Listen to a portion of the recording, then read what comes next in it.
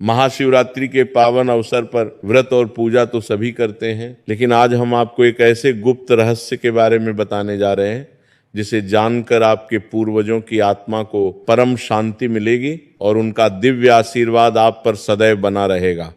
यकीन मानिए, ये बात बहुत कम लोग जानते हैं कि महाशिवरात्रि का दिन सिर्फ भगवान भोलेनाथ की आराधना का ही नहीं, बल्कि अपने पूर्वजों को श्रद्धांजलि देने, उनकी आत्मा की शांति और मोक्ष की प्राप्ति के लिए भी सबसे उत्तम और चमत्कारी दिन माना गया है। आज हम आपको विस्तार से बताएंगे कि महाशिवरात्रि पर पूर्वजों की शांति के लिए क्या करना चाहिए, किन किन चीजों का दान करना परम शुभ है, कौन से मंत्र जपने चाहिए और कौन सी गलतियां कभी नहीं करनी चाहिए। साथ ही हम आपको यह भी बताएंगे कि पूर्वजों के आशीर्वाद को कैसे प्राप्त करें ताकि आपके जीवन में निरंतर उन्नति होती रहे, सभी विघ्न दूर हों और आपके घर में सुख, शांति, समृद्धि का वास हो। शास्त्रों और पुराणों में स्पष्ट रूप से लिखा है कि जो व्यक्ति महाशिवरात्रि के दिन पूरी श्रद्धा और विधि विधान से अपने पूर्वजों का स्मरण करता है और उनके नाम पर विशेष पूजा, तर्पण और दान करता है, उसके घर में 7 पीढ़ियों तक किसी भी प्रकार का कष्ट नहीं आता। उसके घर में धन धान्य की वर्षा होती है, सुख समृद्धि का वास होता है और परिवार के सभी सदस्य स्वस्थ, सुखी और संपन्न रहते हैं। भगवान भोलेनाथ स्वयं महाकाल हैं और वे ही जीवन और मृत्यु दोनों के परम स्वामी हैं। वे ही काल के भी काल हैं, इसलिए उनकी विशेष कृपा और आशीर्वाद से ही हमारे पूर्वजों की आत्मा को सच्ची शांति, सद्गति और परम मुक्ति मिलती है। जब हम महाशिवरात्रि पर भगवान शिव की पूजा के साथ साथ अपने पूर्वजों का भी ध्यान रखते हैं तो यह दोहरा पुण्य हमें अपार सुख और समृद्धि प्रदान करता है। 15 फरवरी 2026 की महाशिवरात्रि एक अत्यंत विशेष और दुर्लभ संयोग में पड़ने जा रही है। पूरे 144 वर्षों के बाद ऐसा शुभ योग बन रहा है जब ग्रहों की स्थिति कुछ ऐसी बनेगी कि पितृपक्ष और शिव तत्व का अद्भुत मिलन होगा। इस दिन चंद्रमा और शनि ग्रह की विशेष युति बन रही है जो पितृ कार्यों के लिए अत्यंत फलदायी मानी जाती है। यदि आप इस दिन सही विधि विधान से अपने पूर्वजों की आत्मा की शांति के लिए पूजा, पाठ, तर्पण और दान करते हैं तो आपके जीवन में निश्चित रूप से चमत्कारिक और सकारात्मक परिवर्तन आएगा। आपके सभी रुके हुए काम अचानक बनने लगेंगे। जो काम वर्षों से अटके हुए थे वे पूरे होंगे। घर में अचानक सुख शांति का वातावरण बनेगा। परिवार के सदस्यों के बीच प्रेम और सामंजस्य बढ़ेगा और सबसे बड़ी बात यह कि पूर्वजों का दिव्य आशीर्वाद आपको हर मुसीबत से, हर संकट से और हर विपत्ति से बचाएगा। आपके ऊपर किसी भी प्रकार का कोई बुरा प्रभाव नहीं पड़ेगा और आप हमेशा सुरक्षित रहेंगे। इस संसार में सबसे बड़ी संपत्ति पैसा नहीं बल्कि अपने पूर्वजों का आशीर्वाद है। हमारे पूर्वज हमारी जड़ें हैं। जिस प्रकार एक वृक्ष की जड़ें मजबूत हों तो वह वृक्ष सदैव हरा भरा रहता है, उसी प्रकार यदि हमारे पूर्वज प्रसन्न और खुश हों तो हमारा जीवन भी सुखमय और समृद्ध रहता है। लेकिन यदि हमारे पूर्वजों की आत्मा अशांत है, यदि वे दुखी हैं, यदि उन्हें तृप्ति नहीं मिली है तो हमारे जीवन में कितना भी प्रयास करने के बाद भी सफलता नहीं मिलती। बहुत से लोग दिन रात मेहनत करते हैं लेकिन फिर भी उन्हें सफलता नहीं मिलती। कुछ लोगों के घर में हमेशा किसी न किसी प्रकार की समस्या बनी रहती है। कभी किसी की तबीयत खराब हो जाती है, कभी व्यापार में नुकसान हो जाता है, कभी घर में कलह हो जाती है। ऐसे लोगों को समझ नहीं आता कि आखिर समस्या क्या है। दरअसल इसके पीछे का मुख्य कारण पितृदोष होता है। जब हमारे पूर्वजों की आत्मा को शांति नहीं मिलती, जब उनका तर्पण नहीं किया जाता, जब उन्हें याद नहीं किया जाता, जब उनके नाम पर दान नहीं किया जाता तो वे आत्माएं अशांत रहती हैं और उनकी यह शांति हम तक पहुंचती है जिसे हम पितृदोष कहते हैं। पितृदोष के कारण जीवन में अनेकों प्रकार की समस्याएं आती हैं। इसलिए महाशिवरात्रि का यह दिन हमें एक सुनहरा अवसर देता है कि हम अपने पूर्वजों की आत्मा की शांति के लिए विशेष प्रयास करें। महाशिवरात्रि के दिन प्रातःकाल ब्रह्म मुहूर्त में उठना अत्यंत शुभ माना जाता है। सूर्योदय से पहले उठकर स्नान करें और पूर्वजों का स्मरण करते हुए दिन की शुरुआत करें। स्नान करते समय जल में काले तिल मिला लें। काले तिल पितृदेवताओं को अत्यंत प्रिय हैं और इनसे स्नान करने से पितृदोष दूर होता है। पहला कार्य, तिल और जौ का पवित्र दान। स्नान के तुरंत बाद सबसे पहले काले तिल और जौ को एक साथ मिलाकर एक साफ कपड़े में बांध लें। इसके बाद किसी गाय को यह भोजन खिलाएं। गाय को माता का दर्जा प्राप्त है और गाय को खिलाया गया भोजन सीधे हमारे पूर्वजों तक पहुंचता है। तिल पितृ दोष को दूर करने में सहायक होते हैं और जो आत्मा को मुक्ति दिलाने में मदद करते हैं। यह दान करते समय मन में अपने पूर्वजों का नाम लेकर यह प्रार्थना करें, हे मेरे पूर्वजों, यह दान आपकी आत्मा की शांति और तृप्ति के लिए है। आप प्रसन्न रहे और मुझे आशीर्वाद दें। यह दान करने से पूर्वजों को तृप्ति मिलती है और उनकी अशांत आत्मा को शांति मिलती है। साथ ही यदि आपके घर में पितृदोष के कारण कोई समस्या चल रही है तो वह भी धीरे धीरे समाप्त होने लगती है। गाय को तिल और जौ खिलाने के बाद उसे गुड़ भी खिलाएं और उसके मस्तक पर हाथ फेरते हुए आशीर्वाद लें। दूसरा कार्य, पीपल के पवित्र वृक्ष की परिक्रमा। महाशिवरात्रि के दिन सूर्योदय के तुरंत बाद किसी पीपल के वृक्ष के पास जाएं। पीपल का वृक्ष अत्यंत पवित्र माना जाता है और यह माना जाता है कि पीपल के वृक्ष में ब्रह्मा, विष्णु और महेश तीनों का वास होता है। साथ ही पीपल का वृक्ष पितृ देवताओं का भी निवास स्थान माना जाता है। पीपल के पेड़ के नीचे पहुंचकर वृक्ष को प्रणाम करें और फिर उसकी 7 परिक्रमा करें। परिक्रमा करते समय मन में अपने पूर्वजों के नाम का उच्चारण करें और उनसे आशीर्वाद मांगें। प्रत्येक परिक्रमा के साथ यह मंत्र बोले, ओम पितृभ्यो नमः। 7 परिक्रमा पूरी होने के बाद पीपल के पेड़ की जड़ में शुद्ध जल चढ़ाएं। जल चढ़ाते समय यह संकल्प लें कि यह जल मेरे पूर्वजों की तृप्ति के लिए है। इसके बाद पीपल के पेड़ के नीचे एक दीपक जलाएं। ये दीपक घी का हो तो सबसे अच्छा है। दीपक जलाते समय ये प्रार्थना करें कि जिस प्रकार यह दीपक अंधकार को दूर करता है उसी प्रकार मेरे पूर्वजों की आत्मा के अंधकार को भी दूर करे और उन्हें प्रकाश की प्राप्ति हो। पीपल के वृक्ष के चारों ओर काले तिल भी बिखेरें। यह सब करने से पूर्वजों की आत्मा को अपार शांति मिलती है। तीसरा कार्य, शिवलिंग पर विशेष अभिषेक। अब आप किसी शिव मंदिर में जाए या घर पर ही शिवलिंग की स्थापना करें। महाशिवरात्रि के दिन शिवलिंग का विशेष अभिषेक करना अत्यंत फलदायी होता है। लेकिन आज का अभिषेक केवल अपने लिए नहीं बल्कि अपने पूर्वजों के नाम पर करना है। सबसे पहले शिवलिंग को स्वच्छ जल से धो लें, फिर गंगा जल से अभिषेक करें। गंगा जल चढ़ाते समय यह कहें, हे महादेव, यह गंगा जल मेरे पूर्वजों की आत्मा की शुद्धि के लिए अर्पित है। इसके बाद दूध से अभिषेक करें और कहें, हे भोलेनाथ, यह दूध मेरे पूर्वजों को तृप्ति प्रदान करे। फिर दही से अभिषेक करें, फिर शहद से, फिर घी से और अंत में शक्कर या गुड़ से। यह पंचामृत अभिषेक कहलाता है। पंचामृत अभिषेक के बाद फिर से गंगा जल से शिवलिंग को स्नान कराएं। इसके बाद बेलपत्र चढ़ाएं। बेलपत्र हमेशा 3 पत्तों वाला होना चाहिए। बेलपत्र चढ़ाते समय यह मंत्र बोले, ओम नमः शिवाय पितृणा मुक्तिं देहि। इसका अर्थ है, हे शिव, मेरे पूर्वजों को मुक्ति प्रदान करें।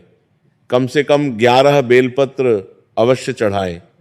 इसके बाद शिवलिंग पर चंदन का लेप लगाएं, धूप दीप जलाएं और अक्षत चढ़ाएं। फिर भगवान शिव को सफेद फूल अर्पित करें। विशेष रूप से धतूरे का फूल और आग के फूल भगवान शिव को अत्यंत प्रिय हैं। इन फूलों को चढ़ाना न भूलें। अंत में नैवेद्य चढ़ाएं जिसमें फल, मिठाई और पंचामृत हो। चौथा कार्य, काले वस्त्र और कंबल का महादान। महाशिवरात्रि के दिन प्रातःकाल किसी गरीब, जरूरतमंद या ब्राह्मण को काला कंबल या काले रंग का वस्त्र दान करना पितृदोष को दूर करने का सबसे प्रभावी और चमत्कारी उपाय माना गया है। यह दान अपने पूर्वजों के नाम पर करना है। काला रंग शनिदेव और पितृदेवताओं से विशेष रूप से जुड़ा हुआ है। शनिदेव देव पितृकारक ग्रह है और वे ही पितृदोष के कारण होने वाली समस्याओं को नियंत्रित करते हैं। इसीलिए काले रंग की वस्तुओं का दान करने से शनिदेव प्रसन्न होते हैं और पूर्वजों की आत्मा को शांति मिलती है। दान करते समय यह संकल्प बोले, यह दान मैं अपने पूर्वजों उनके नाम लें कि आत्मा की शांति और मुक्ति के लिए कर रहा रही हूं। उनकी आत्मा को सद्गति मिले और वे मुझे आशीर्वाद दें। दान के साथ कुछ दक्षिणा भी अवश्य दें। यदि संभव हो तो काले तिल का तेल, काली दाल और लोहे की कोई छोटी वस्तु भी दान में दें। पांचवां कार्य, ब्राह्मण या गरीब को भोजन। महाशिवरात्रि पर अपने पूर्वजों के नाम पर किसी ब्राह्मण या गरीब व्यक्ति को भोजन कराना अत्यंत पुण्यकारी माना गया है। शास्त्रों में कहा गया है कि ब्राह्मण को दिया गया भोजन सीधे देवताओं और पितरों तक पहुंचता है। भोजन में विशेष रूप से खीर, पूरी, चने की सब्जी, हलवा और मौसमी फल अवश्य शामिल करें। भोजन पूरी तरह से शुद्ध और सात्विक होना चाहिए। भोजन कराने से पहले थाली में भोजन का एक कौर निकालकर गाय को खिलाएं या किसी पवित्र स्थान पर रख दें। यह कौर पितरों के लिए होता है। भोजन कराते समय ब्राह्मण या जिस व्यक्ति को भोजन करा रहे हैं उससे विनम्रता पूर्वक कहें, आज यह भोजन मेरे पूर्वजों के नाम पर है, कृपया उन्हें याद करते हुए भोजन ग्रहण करें और उनकी आत्मा की शांति के लिए प्रार्थना करें। भोजन के अंत में ब्राह्मण को दक्षिणा, वस्त्र और यथासंभव कुछ अनाज भी दान करें। ऐसा करने से पूर्वजों को भरपूर तृप्ति मिलती है और उनका आशीर्वाद आप पर बना रहता है। सूर्य जब आकाश के मध्य में हो यानी दोपहर का समय पितृ कार्यों के लिए विशेष माना जाता है। इस समय को अपराह्न काल भी कहते हैं और यह समय पितृ तर्पण के लिए सर्वश्रेष्ठ माना गया है। छठा कार्य, पवित्र नदी या तालाब में तर्पण। यदि आपके घर के पास कोई नदी, तालाब या जलाशय है तो वहां जाकर अपने पूर्वजों का तर्पण अवश्य करें। तर्पण एक अत्यंत पवित्र और महत्वपूर्ण पितृ कार्य है। यदि किसी कारणवश नदी या तालाब पर जाना संभव नहीं है तो घर पर ही किसी बर्तन में शुद्ध जल भरकर तर्पण किया जा सकता है। तर्पण के लिए काले तिल, जौ, सफेद फूल और कुश घास की आवश्यकता होती है।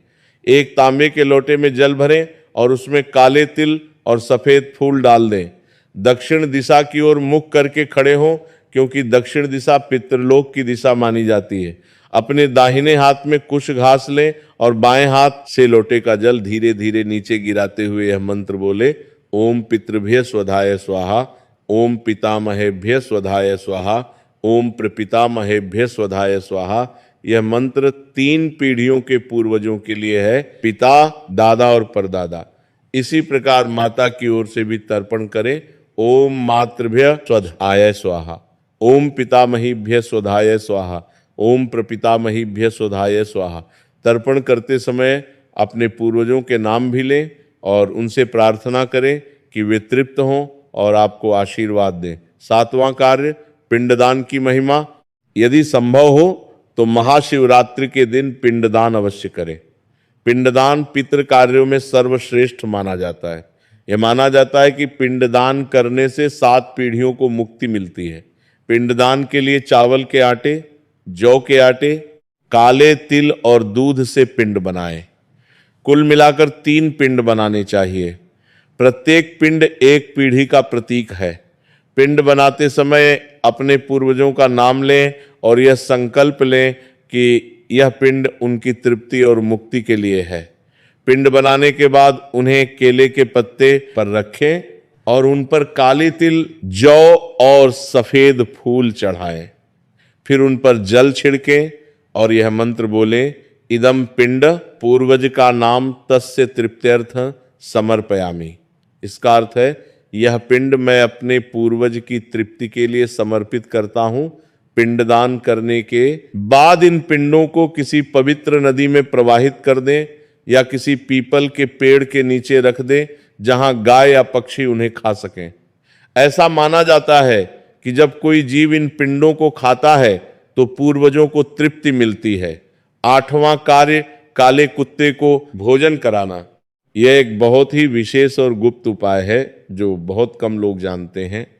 शास्त्रों और तांत्रिक ग्रंथों में स्पष्ट रूप से लिखा है कि काला कुत्ता यमराज का वाहन है और यमराज ही मृत्यु के देवता और पितृलोक के स्वामी हैं। महाशिवरात्रि के दिन दोपहर के समय किसी काले कुत्ते को रोटी, दूध और थोड़ा सा गुड़ खिलाएं। रोटी में घी लगा हुआ हो तो और भी अच्छा है। कुत्ते को भोजन देते समय मन में अपने पूर्वजों का नाम लें और ये प्रार्थना करें, हे यमराज, मेरे पूर्वजों की आत्मा को शांति दे और उन्हें सद्गति प्रदान करें। काले कुत्ते को भोजन कराने से पितृदोष दूर होता है, यमराज प्रसन्न होते हैं और पूर्वजों की आत्मा को विशेष तृप्ति मिलती है। यह उपाय विशेष रूप से उन लोगों के लिए फलदायी है जिनके घर में किसी की अकाल मृत्यु हुई हो या किसी की आत्मा अशांत हो। सूर्यास्त के समय से लेकर रात्रि के प्रथम प्रहर तक का समय महाशिवरात्रि पर विशेष पूजा के लिए अत्यंत महत्वपूर्ण माना गया है। नवा कार्य, घर में पूर्वजों की तस्वीरों की विशेष पूजा। सायंकाल के समय अपने घर में जितने भी पूर्वजों की तस्वीरें हैं उन सभी को एक साफ कपड़े से पोंछकर स्वच्छ करें, फिर उन्हें किसी पवित्र स्थान पर रखें। यदि घर में पूर्वजों की तस्वीरें नहीं हैं तो एक सफेद कागज पर उनके नाम लिखकर रख दें। सभी तस्वीरों के सामने दीपक जलाएं। ये दीपक घी या तिल के तेल का होना चाहिए। दीपक जलाने के बाद अगरबत्ती या धूप जलाएं, फिर फूल चढ़ाएं। विशेष रूप से सफेद फूल चढ़ाना शुभ माना जाता है। इसके बाद अपने पूर्वजों को नैवेद्य अर्पित करें। नैवेद्य में वे चीजें रखें जो आपके पूर्वजों को पसंद थीं। उदाहरण के लिए, यदि आपके दादाजी को लड्डू पसंद थे तो लड्डू रखें, यदि आपकी दादी माँ को खीर पसंद थी तो खीर रखें। यह भावनात्मक संबंध बहुत महत्वपूर्ण है। नैवेद्य अर्पित करने के बाद तस्वीरों के सामने बैठकर अपने पूर्वजों से बातचीत करें। आपने सही सुना, उनसे बातचीत करें। उन्हें बताएं कि आप उनके बिना कैसे हैं, उन्हें बताएं कि घर में क्या हो रहा है, उन्हें अपनी समस्याएं बताएं और उनसे आशीर्वाद मांगें। यह भावनात्मक संबंध और संवाद बहुत शक्तिशाली होता है। आत्माएं हमारी भावनाओं को महसूस करती हैं। जब हम उनसे प्रेम और श्रद्धा से बात करते हैं तो उन्हें बहुत तृप्ति मिलती है और वे प्रसन्न होती। 10वां कार्य, पूर्वजों के प्रिय भोजन की तैयारी। इस दिन अपने पूर्वजों की पसंद का भोजन बनाएं। सबसे पहले भोजन भगवान शिव को अर्पित करें, फिर अपने पूर्वजों की तस्वीरों के सामने रखें। थोड़ी देर रखने के बाद परिवार के सभी सदस्य मिलकर उस भोजन को प्रसाद के रूप में ग्रहण करें। भोजन करते समय पूर्वजों की अच्छी अच्छी बातें याद करें। उनके जीवन की कहानियां बच्चों को सुनाएं। उनके अच्छे कामों को याद करें और उनकी प्रशंसा करें। ये बहुत महत्वपूर्ण है, क्योंकि जब हम अपने पूर्वजों को याद रखते हैं और उनकी कहानियां अगली पीढ़ी तक पहुंचाते हैं तो उनकी आत्मा को बहुत संतोष मिलता है। 11वां कार्य, घर में हवन करना। यदि संभव हो तो महाशिवरात्रि की संध्या के समय घर में एक छोटा सा हवन अवश्य करें। हवन पूर्वजों की आत्मा को शांति देने का अत्यंत प्रभावी माध्यम है। हवन कुंड में आम की लकड़ी या आम के पत्तों से अग्नि प्रज्वलित करें। फिर हवन सामग्री जौ, काले तिल, चावल और घी की आहुति दें। प्रत्येक आहुति के साथ यह मंत्र बोले, ओम पितृभ्यो नमः स्वाहा। कम से कम 108 आहुति अवश्य दें। आहुति देते समय अपने पूर्वजों के नाम भी लें। उदाहरण के लिए, ओम स्व पिता नाम इदम नमम स्वाहा।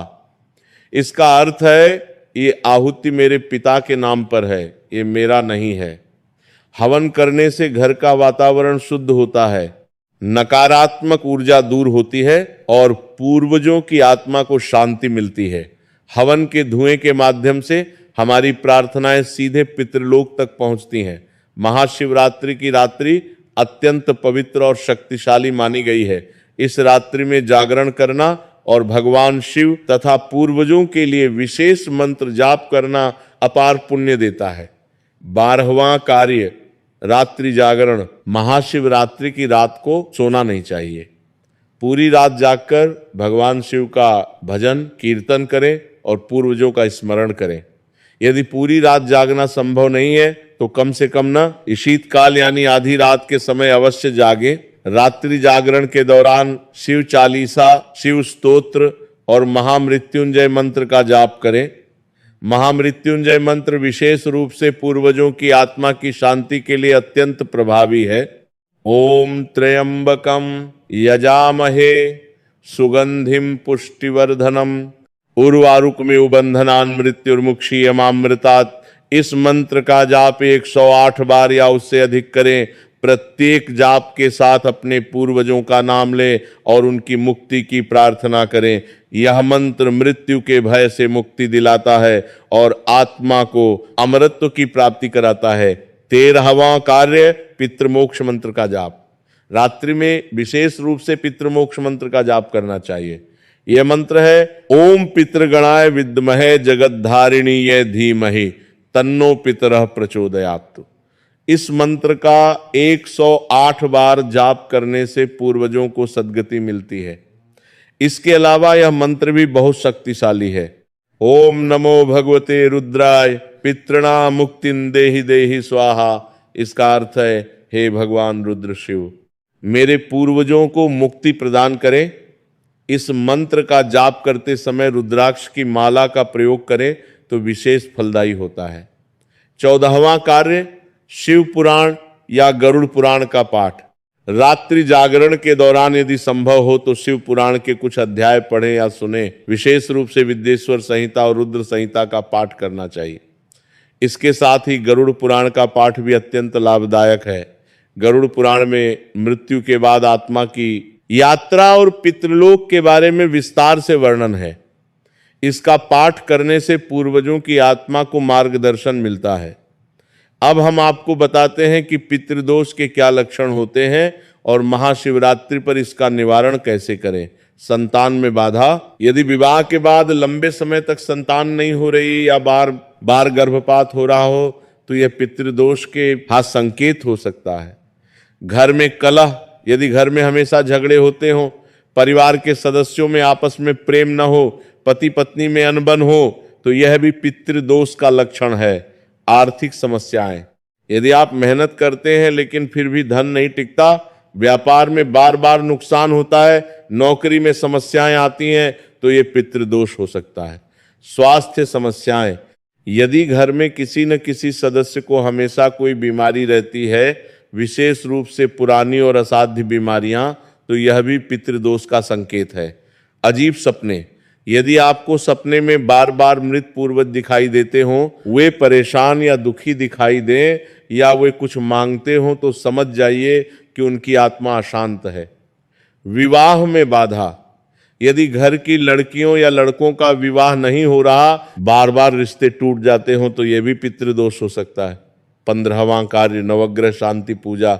पितृदोष के निवारण के लिए महाशिवरात्रि पर नवग्रह की शांति पूजा करें।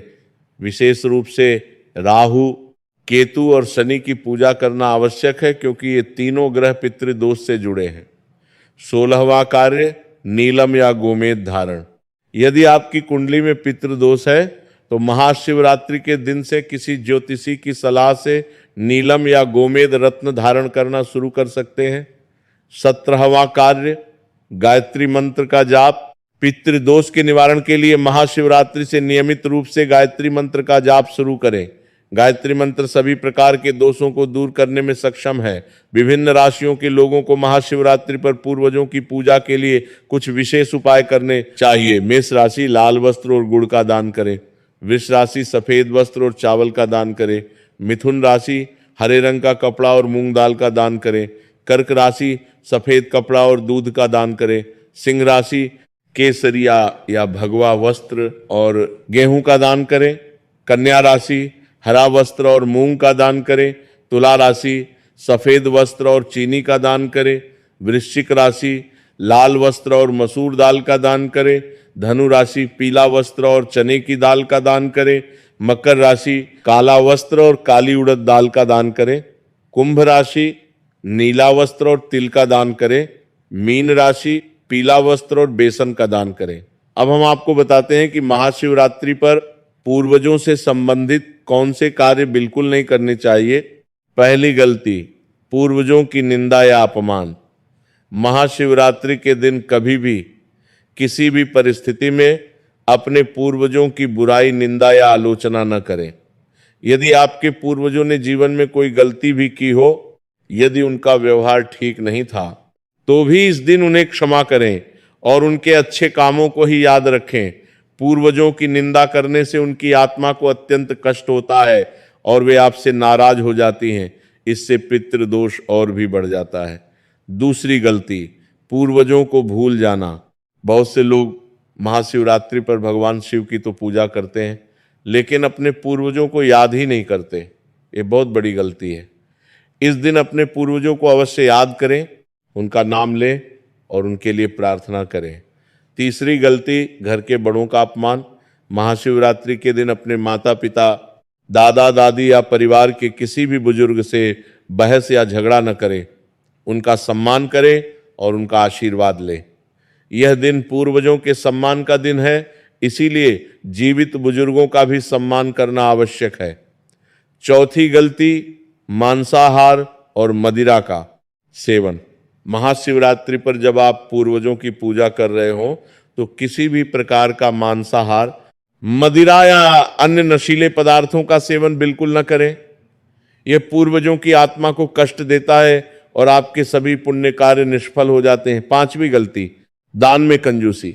महाशिवरात्रि पर दान करने में कंजूसी न करें। जितना हो सके उतना दान अवश्य करें, क्योंकि यह दान सीधे आपके पूर्वजों तक पहुंचता है। याद रखें, आप जो भी दान करते हैं वह वास्तव में अपने लिए ही कर रहे हैं, क्योंकि पूर्वजों के आशीर्वाद से आपको उससे कई गुना अधिक प्राप्त होगा।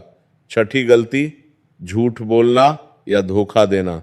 इस पावन दिन सत्य का पालन करें, किसी से झूठ न बोले, किसी को धोखा न दे। पूर्वज हमें हमेशा देख रहे हैं और यदि हम गलत काम करते हैं तो वे दुखी होते हैं। जब आप महाशिवरात्रि पर पूरी श्रद्धा से पूर्वजों की पूजा करते हैं और उनका आशीर्वाद प्राप्त करते हैं तो आपके जीवन में क्या क्या परिवर्तन होते हैं, ये जानना बहुत रोचक और प्रेरणादायक है। पहला परिवर्तन, आर्थिक स्थिति में सुधार। पूर्वजों के आशीर्वाद से सबसे पहला और स्पष्ट परिवर्तन आपकी आर्थिक स्थिति में दिखाई देता है। आपके रुके हुए पैसे अचानक मिलने लगते हैं, व्यापार में लाभ होने लगता है, नौकरी में प्रमोशन मिलता है, अचानक धन के नए स्रोत खुलने लगते हैं। दूसरा परिवर्तन, पारिवारिक सुख। पूर्वजों की कृपा से घर में प्रेम और सौहार्द बढ़ता है, पति पत्नी के बीच प्रेम बढ़ता है, माता पिता और बच्चों के बीच समझ बनती है, परिवार के सभी सदस्य एक दूसरे का सम्मान करने लगते हैं। तीसरा परिवर्तन, स्वास्थ्य में सुधार। पुरानी बीमारियां ठीक होने लगती हैं, शरीर में नई ऊर्जा आती है, मन प्रसन्न रहता है, तनाव और चिंता दूर होती है। चौथा परिवर्तन, संतान सुख। जिन लोगों को संतान नहीं हो रही थी, पूर्वजों के आशीर्वाद से उन्हें संतान की प्राप्ति होती है। बच्चों का स्वास्थ्य अच्छा रहता है और वे जीवन में सफल होते हैं। पांचवा परिवर्तन, शत्रुओं का नाश। पूर्वजों का आशीर्वाद एक सुरक्षा कवच की तरह काम करता है। आपके शत्रु आपका कुछ नहीं बिगाड़ सकते। आप पर किया गया कोई भी टोना टोटका या बुरी नजर का प्रभाव नहीं होता। छठा परिवर्तन, आध्यात्मिक उन्नति। पूर्वजों के आशीर्वाद से आपकी आध्यात्मिक जागृति होती है, आपको सही और गलत का ज्ञान होने लगता है, आपका मन भगवान की भक्ति में लगने लगता है। यह कहानी यहीं समाप्त नहीं होती, बल्कि यहां से शुरू होती है। महाशिवरात्रि 15 फरवरी 2026 एक अद्भुत अवसर है जो 144 वर्षों बाद आ रहा है। इस दिन का पूरा पूरा लाभ उठाएं। याद रखें, हमारे पूर्वज हमारी जड़ें हैं। जिस प्रकार बिना जड़ों के वृक्ष नहीं उग सकता, उसी प्रकार पूर्वजों के आशीर्वाद के बिना हमारा जीवन अधूरा है। आज का युग ऐसा है जहां लोग अपने पूर्वजों को भूल गए हैं, लेकिन जो लोग अपने पूर्वजों को याद रखते हैं, उनका सम्मान करते हैं और उनकी आत्मा की शांति के लिए प्रयास करते हैं, उनके जीवन में कभी भी किसी चीज की कमी नहीं होती। पूर्वजों का आशीर्वाद सबसे बड़ी संपत्ति है। ये वह संपत्ति है जो कभी चोरी नहीं हो सकती, कभी नष्ट नहीं हो सकती। ये संपत्ति पीढ़ी दर पीढ़ी आगे बढ़ती रहती है। जब आप अपने पूर्वजों का सम्मान करते हैं तो आपकी अगली पीढ़ी भी आपका सम्मान करेगी। इस महाशिवरात्रि पर संकल्प लें कि आप न केवल इस एक दिन बल्कि जीवन भर अपने पूर्वजों को यादते हुए इसके साथ में कर रहे। दिसे नष्ट नहीं हो, दिसे नष्ट नहीं हो, दिसे नष्ट नहीं हो, दिसे नष्ट नहीं हो, दिसे नष्ट नहीं हो, दिसे नष्ट नहीं हो, दिसे नष्ट नहीं हो, दिसे नष्ट नहीं हो, दिसे नष्ट नष्ट नहीं हो, दिशे नष्ट नहीं हो, दिशे नष्ट नहीं हो, दिशे नष्ट नहीं हो, दिशे नष्ट नहीं हो, दिशे नष्ट नहीं हो, दिशे नष्ट नहीं हो, दिशे नष्ट नहीं हो, दिशे नष्ट नहीं हो, दिशे नष्ट रखेंगे। उनकी कहानियां अपने बच्चों को सुनाएंगे, उनके अच्छे कामों को जीवित रखेंगे, उनके आदर्शों पर चलेंगे। भगवान भोलेनाथ की कृपा और पूर्वजों का आशीर्वाद आपके जीवन को सुखमय, समृद्ध और शांतिमय बना दे। आपके सभी मनोरथ पूर्ण हों। आपके घर में हमेशा सुख, शांति, समृद्धि और खुशहाली बनी रहे। आपके परिवार के सभी सदस्य स्वस्थ और सुखी रहें। हर हर महादेव। जय भोलेनाथ। पूर्वजों को कोटि कोटि नमन। शांति है, शांति है।